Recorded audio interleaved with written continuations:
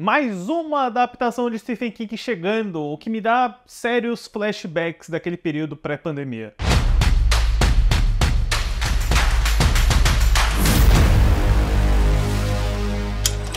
Olá, fãs da sétima arte, meu nome é Lucas Nascimento e esse é o Lucas Filmes, e hoje eu tô aqui para falar sobre A Hora do Vampiro, Salem's Lot, novo filme dirigido pelo Gary Dauberman que chegou no catálogo do Max. Mas antes eu pedi para você curtir esse vídeo, se inscrever no canal e ativar o sininho para não perder notificação dos próximos vídeos. É muito estranho para mim falar só Max, tá? HBO Max era muito melhor. Enfim, Salem's Lot, pessoal, é um dos livros mais adorados do Stephen King, é a versão de vampiros do Stephen King, por assim dizer. Vou confessar para vocês que eu não conhecia muito da história, né? O Stephen King escreve tipo uns 2 livros por ano, é tanta coisa. Eu também nunca tinha assistido as adaptações anteriores do Salem's Lot que já tiveram em 79 com a Mansão Marsden, nos anos 80 com aquele retorno a Salem's Lot, que eu não sei se é uma continuação ou uma readaptação, mas por muitos anos tentaram fazer uma nova adaptação desse livro e a gente não precisa pensar tanto para lembrar que lá para 2017, quando It, a Coisa, da New Line Warner, foi um gigantesco sucesso, é a maior bilheteria para um filme de terror até hoje, inclusive, todos os estúdios, todo mundo começou a olhar mais ainda para adaptações do Stephen King, né? Porque nunca parou, sempre aconteceram desde os anos 70, mas naquele período de 2017 até 2020, parece que a procura e demanda por livros do Stephen King para levar no cinema foram triplicadas. Todo mundo queria mais, foi Cemitério Maldito, It Parte 2, teve série de TV lá do Castle Rock, enfim, tantas outras, e o Salem's Lot foi desenvolvido justamente pela própria New Line Cinema, né? Eles tinham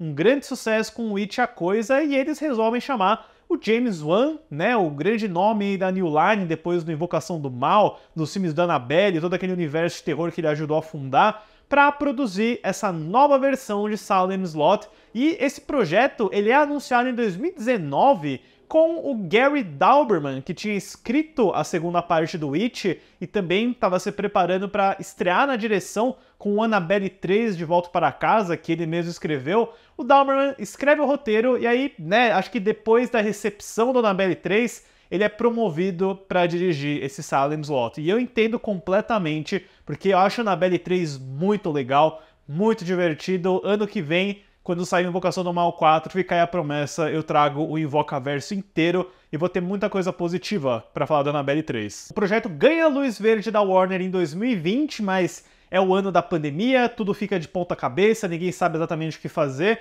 e as filmagens, de fato, só começam no final de 2021, com uma estreia programada para 2022. Essa data de estreia mudou diversas vezes para o segundo semestre de 2022, para maio de 2023, até o ponto, né, com a entrada do David Zaslav da Warner Bros. Discovery, em que o Salem's Lot do Gary Dauberman ficou com estreia indefinida. Ninguém sabia quando que ele ia sair, ninguém sabia se era bom, se era ruim. O próprio Stephen King falou numa entrevista que ele tinha assistido o filme, que ele tinha gostado bastante, que ele não fazia ideia do motivo pelo qual a Warner Bros. Estava escondendo esse filme. Foi só esse ano, acho que foi mês passado, que eles anunciaram oficialmente que o Salem's Lot sairia diretamente no Max em outubro desse ano, né? E olha que isso vai contra a política do David Zaslav que ele anunciou alguns meses atrás, de que ele não queria produzir filme para o catálogo do Max. Ele só faria filme para o cinema por conta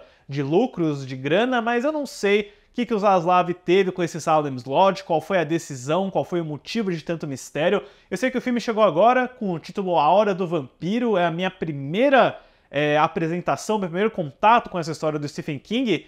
O resultado pra mim é, tipo assim, eu não consigo entender por que esconderam, porque ele não é uma bomba, eu também consigo entender por que ele não foi pro cinema, porque pra mim não é tudo isso assim, eu acho que tem vários pontos defeituosos, mas no geral, pra mim, é um filme que parece meio apressado em concepção e execução, com algumas ideias boas e outras nem tanto. A história do filme segue o autor Ben Mears, ido por Lewis Pullman, que retorna à sua cidade natal de Salem's Lot, no Maine. Chegando lá, ele se depara com a ameaça assustadora de vampiros que contaminaram os habitantes da cidade. O Stephen King deve gostar de imaginar ele mesmo em situações, né? Tem sempre um escritor, um autor, tem sempre a cidadezinha no Maine, né? Eu não assistia adaptações do Stephen King há um tempo, mas vendo isso aqui de novo, parece que tudo voltou, né? Toda aquela overdose de filmes de Stephen King de 2017, 18, 19, de coisas na Netflix também.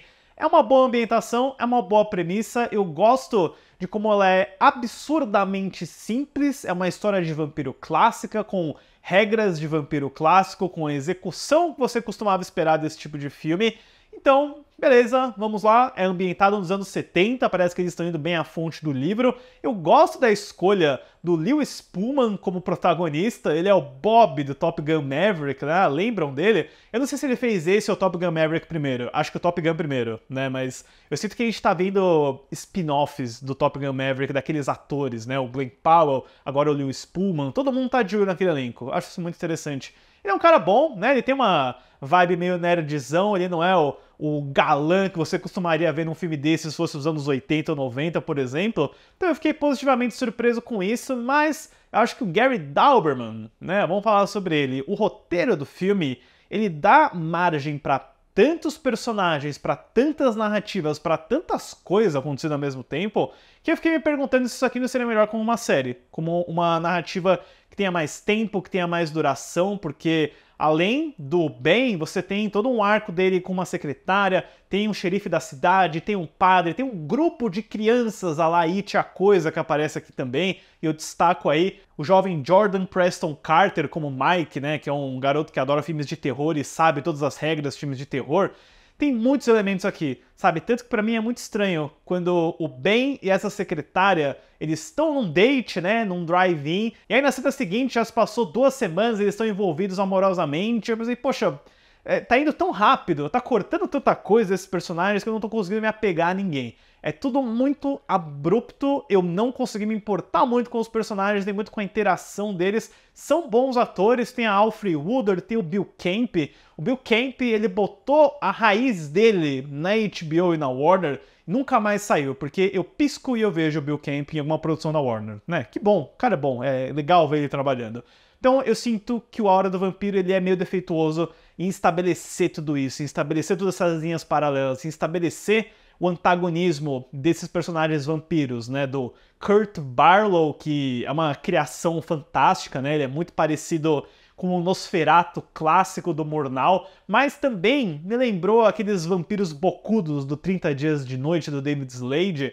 Ele é bem perturbador, bem impactante. Eu gostei dessa presença e ameaça dos vampiros, como o Dauberman resolveu eles visualmente, e esse é meu ponto também. Eu acho que o Gary Dauberman fez um trabalho de direção muito bom no Annabelle 3, eu fiquei realmente impressionado, e ele carregou isso para a Hora do Vampiro, porque apesar de eu achar que é um roteiro fraco, o trabalho de direção dele é longe disso, eu acho que ele estava muito inspirado, tem planos e execuções muito criativas aqui, ele está colaborando de novo com o diretor de fotografia Michael Burgess, então tem momentos assim que você sente que baixou o santo, sabe? Que ele falou, não, essa cena vai ser cinema. E tem tipo uns 3, 4, 5 momentos nesse filme aqui. O jeito que ele brinca com silhueta, com ponto de vista, né? Tem uma cena em que a gente tá na perspectiva de um garoto que foi sequestrado pelo servo do Barlow e você vai vendo pelo buraco do saco onde ele tá, bem de relance a escada, o Barlow se aproximando, o vislumbre do rosto dele.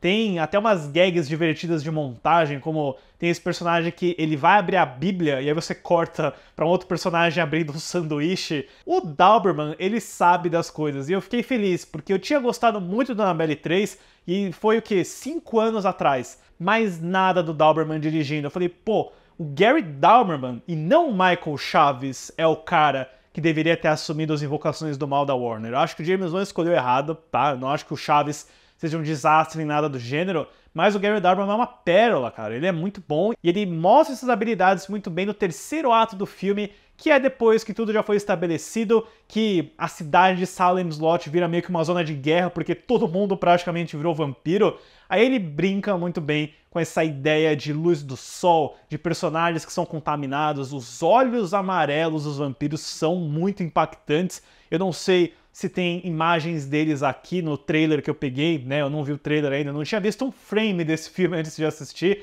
mas isso é bem bacana. É só uma pena que os personagens sejam tão rasos, que você não tenha aquele apego a eles, porque quando o filme acaba, ele só acaba. Eu senti que ele não é sobre nada, e isso é muito frustrante, porque esses filmes do Stephen King sempre são sobre alguma coisa, né? O It, a Coisa, eu sei que são 2 filmes, né? Mas ele fala sobre amizade, trauma, tanta coisa relevante. O próprio Dr. Sono, que eu adoro por sinal, tá? Eu sou apaixonado por Dr. Sono. E aí o Salem's Lot, eu vi o potencial de algumas coisas. Eu imagino que o livro deva ser muito interessante, mas parece que tudo isso ficou faltando, o que é uma pena, porque no lado de execução, de estética, salve alguns efeitos visuais meio mal acabados, o Gary Dauberman mostrou que ele tem um domínio muito legal e eu espero que o James Wan dê mais oportunidades para ele, porque ele é uma voz que merece ser colocada num projeto melhor, talvez em um roteiro que ele mesmo não tenha escrito. Para A Hora do Vampiro de 2024, eu dou uma nota 5. Deixe nos comentários depois o que vocês acharam dessa nova versão de Salem's Lot, se vocês já assistiram os anteriores. Comentem também suas adaptações de Stephen King preferidas. Certo, pessoal? Obrigado pela visita e até a próxima sessão.